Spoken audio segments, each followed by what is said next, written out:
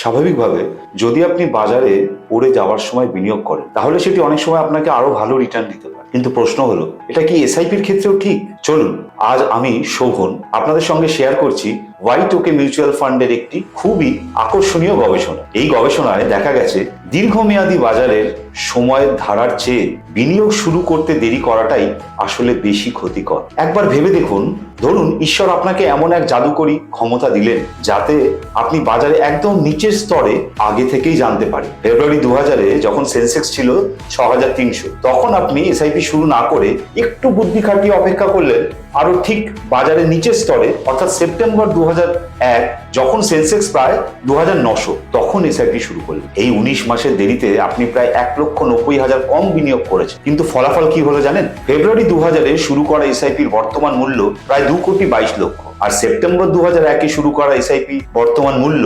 1,80,00,000। এইভাবে 2008 সালের আর্থিক সংকটের সময় যদি আপনি জানুয়ারি 2008-এ এসআইপি শুরু না করে বরং বাজারের নিচের স্তরে মার্চ 2009-এ যখন সেন্সেক্স ছিল প্রায় 10,000 শুরু করতেন, তাহলে কি হতো? আপনি প্রায় 1,40,000 কম বিনিয়োগ করতেন। কিন্তু জানুয়ারি 2008-এ শুরু করা এসআইপি আজ প্রায় 58 লক্ষে পৌঁছে গিয়েছে, যেখানে মার্চ 2009-এ শুরু করা এসআইপির বর্তমান মূল্য 50 লক্ষেরও কম। তাই বন্ধুরা, এসআইপি নিয়ে 4টি বিষয় সবসময় মনে রাখবেন। প্রথম, আগে শুরু করুন, নিয়মিত বিনিয়োগের শৃঙ্খলা বজায় রাখুন, দীর্ঘমেয়াদী বিনিয়োগ ধরে রাখুন, এবং কোন তারিখে কত ঘন ঘন বা বাজার কোন পর্যায়ে বিনিয়োগ করছেন সেটা নিয়ে বেশি ভাববেন না। ধন্যবাদ, ভালো থাকবেন, নমস্কার। Fund investments are subject to market risk. Read all scheme-related documents carefully.